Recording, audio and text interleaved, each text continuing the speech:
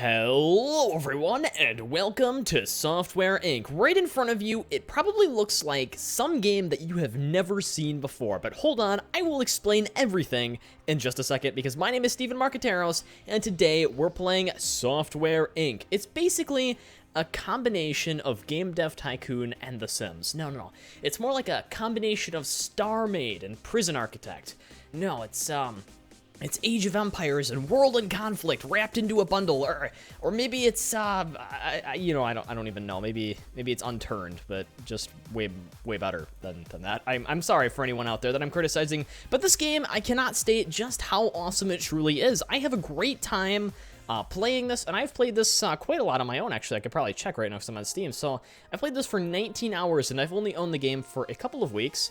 And so yeah, I don't know any other way to describe it than it's basically Game Dev Tycoon on steroids. It essentially takes the underlying principles of that game and it plays it out where you can build the facility that you work out of, where you can actually control everything around you, and where you can actually utilize that to your advantage by creating staff lounges and actually having to deal with your employees rather than them just showing up to work every day and working away like slaves. So I don't want to bore you. This is something that I've been working on before. It was one of the first places I started building, but we're gonna start a brand new game because I want to take you guys through this full experience. And I am just as excited as you because we finally finished a YouTube series, and what was it? I mean, we haven't finished a solid YouTube series in 1.5 years, or at least I haven't. And then we got through that bridge constructor in like 7 episodes, which I think was pretty darn impressive. So let's name our company Dodge Them All. Whoop, not in caps lock. This cool story about my caps lock button is some like weird sticky goo that gets underneath of it. I don't know where it comes from or how it gets there, but actually like a while ago I decided to take out the goo from underneath. I actually popped the caps lock key off. I cleaned it up off of this thing, got it all out, and the thing worked fine. And then I have no idea what happened because like 3 months later it started getting all sticky again, and it's a frustration I have. All right, that doesn't actually matter. Whoop, nope, I wanted to be male. Yep, there we go. Okay, well, I look a little bit ridiculous. Let's give me a good jaw height. Let's give me a decent jaw width. I don't want to spend too much time developing the character. I will try to make him look as ridiculous as possible. And shoes, let's go for a solid white on that because we're crazy. We like to spice things up. So that's me. That's looking pretty nice. How do we get into the game? Oh, we got to actually design our person. Let's make him terrible at leading things. Let's make him ish at designing things and pretty bad at marketing. So we really boost him into things that are important, and a specialization is in the system for everything in 2D art, which is pretty much necessary. Scenario, free play. Yep, let's do free play. Starting money, we start with $10,000. Is a little bit short for me. I'll start with 20,000, 1980. Let's work out of the forest. All right, the forest is probably the best situation for beginners. And difficulty, well, I guess we could go medium. I mean, I don't think they would hurt too much. And then 1 day per month because we don't want to be sitting here forever. I'm worried about the medium difficulty, though. I've never actually played on medium difficulty. Let's hope it isn't that hard. All right, so here we are. This is our beautiful parcel of land, which we have just placed our purchase on. All of our trees are looking very healthy in their normal brown trigonal colors, which is how people would generally describe trees. And these things, basically, these nice little pillars with cubes on top of them, I think those are trees too. Or they could be some sort of alien invasion that takes place in the alternate history of Software Inc., which probably shouldn't be there. Yeah, they look pretty cool. The art style that's with this game that the developer made, I don't remember the developer all of a sudden. It was literally plastered on the front page of the game. But yeah, they did a really good job with the art design here. I kind of like this. All right, so let's give the general premise of what we have to do now. So we essentially need to build our own office, but we only have $20,000, so we have to be a little bit conservative in how we spend this money right off the bat. So I generally stick with a typical design. Where we do something like this kind of room here. And, yeah, I need to turn that volume down for myself. That was a little bit on the loud side. And we need to build an office sort of off to the side like this. And then we're also going to need to build a bathroom. So one there, and a utilities room. So I tend to just build this literally off the back like that. And there we go. That is our that's our basic office right there. It's about $6,000. but we still need to put a bunch of doors and that kind of stuff in there. So you only get a couple choices to pick from in this game, all right? It isn't like The Sims where you have a million doors that you can change to be a million different colors. You just got standard door, cased opening, sliding glass door, double doors, and double glass door. And that's it. That's all the doors you get. It doesn't matter if you are a rich billionaire or you have $10,000. That's all the doors you get to pick from. And you really just have to figure out your way from there. So I typically just go with these standard ones for now until I become more rich, because these doors are actually considerably more expensive. Yes, they're $40 more. And I don't like to blow all of the money on doors, essentially. You know, this is a programming company. We're not supposed to be blowing hundreds of bucks on doors. That wouldn't make any sense. It's not what you want to do.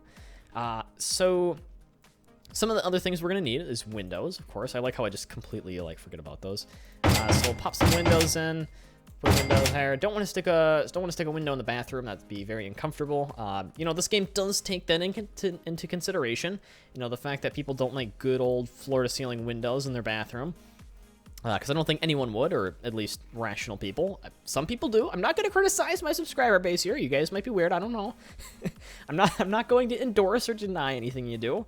That's fine. You know, you guys do that below. Oh, one of the things I did want to mention about this while I actually build this desk right now is that this game has no music. So I have added background music, and it's probably blaring in the background right now.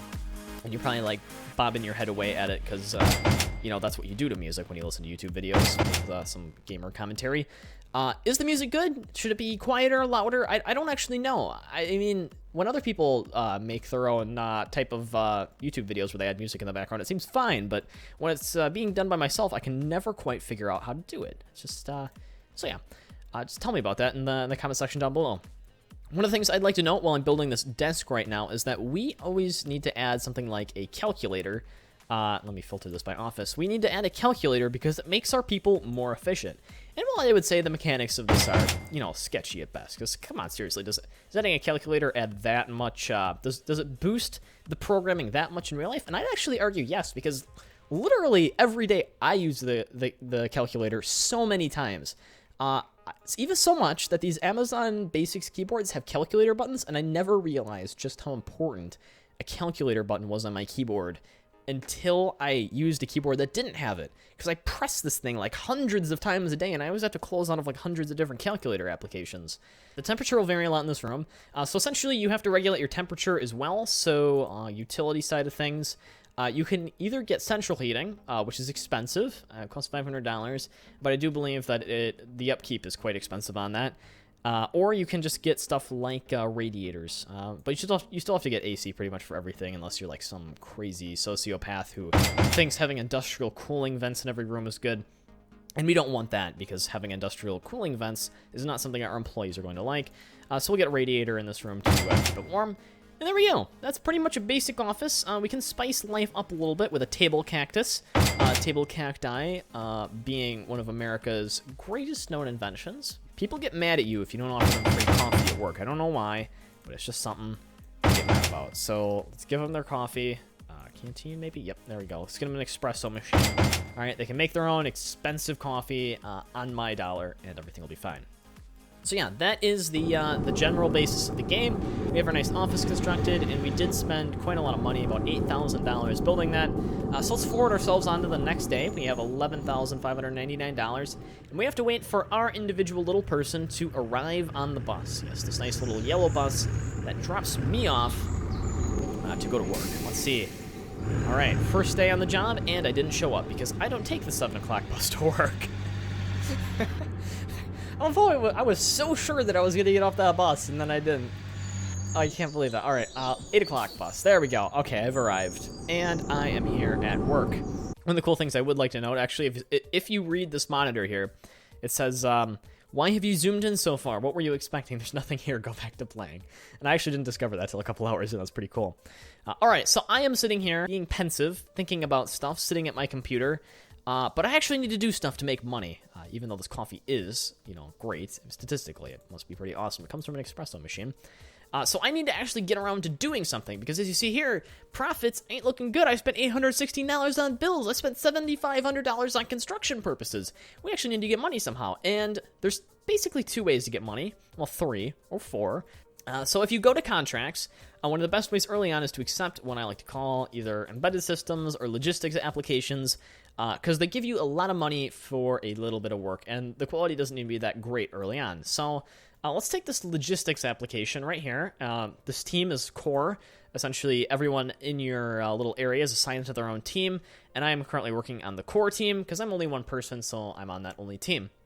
And what begins to happen in the top right corner is that we begin to design this application. This is very similar to Game Dev Tycoon, where you have to design something, and then you have to click promote before the thing goes back down, because you can over-design something, and that ain't great for you. All right, so Steve is now working away as fast as he can on that. He has about 400 lines of code left to do before he can promote the project. All right, and now we can promote it out of alpha and into beta. And what this does is essentially, now instead of working on developing, he's now working on bug fixing, which is pretty awesome for our goals. And it's a nice little feature of the game, get to work out the bugs that you make. It's kind of realistic, I would assume. Considering this game is in early access right now, and it's, is this an alpha or beta stage of the game? I don't actually know. I think it's still actually an alpha. I'm not even a bug tester yet. I was going to say, I'm a bug tester because this game's in beta, but it's still an alpha. And I'm actually playing this game, which is pretty cool. I like early access like that. All right, let's release this. And bam, it had outstanding quality. They really liked it, and they gave me $9,514. If you want to see a more in-depth look at how they calculated everything, that's what it was. We had $1,000 bug penalty for having 18 bugs and $63 per bug. And yeah, they liked it. I even gave it a month early, and it was almost pretty good. But as you'll see, that actually boosts up our income quite a lot.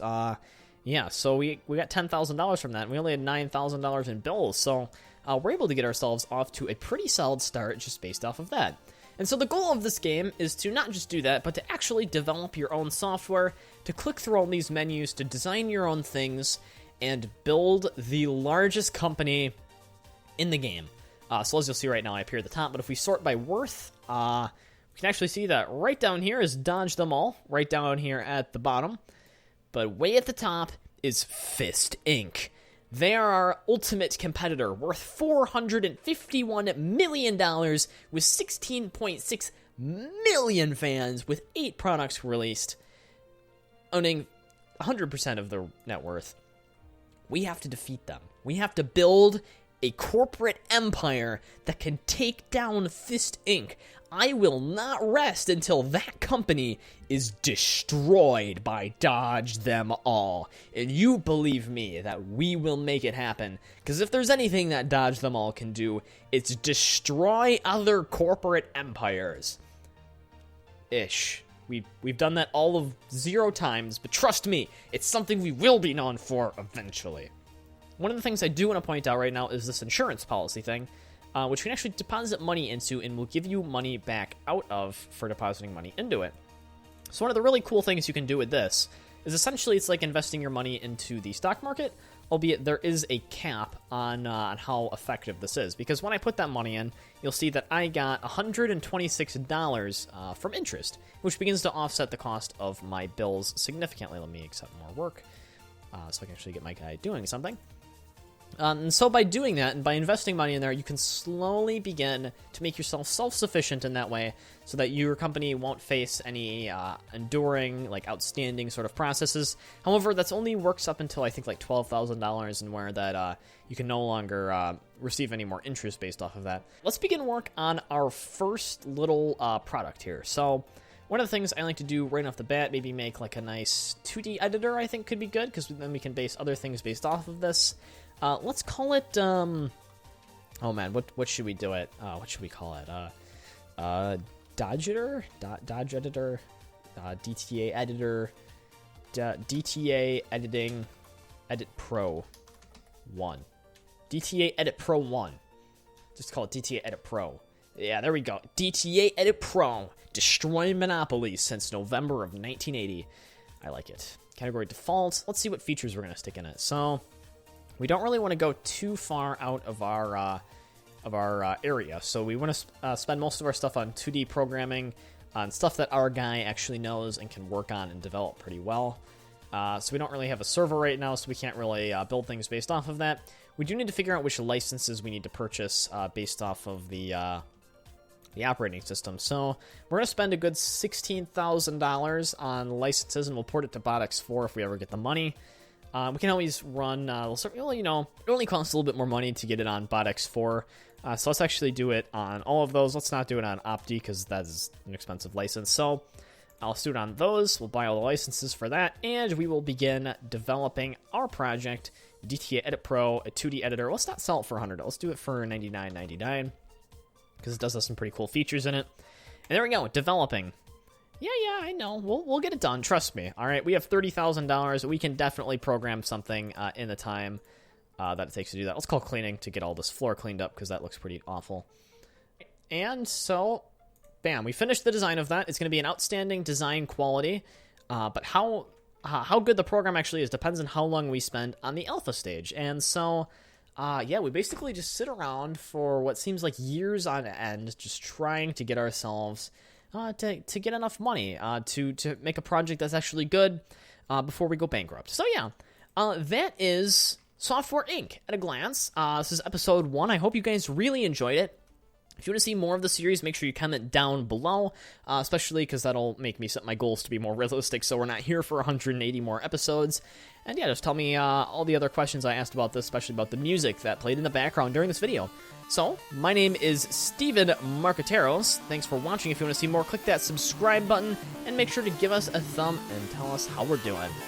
Otherwise, I will see you guys next time.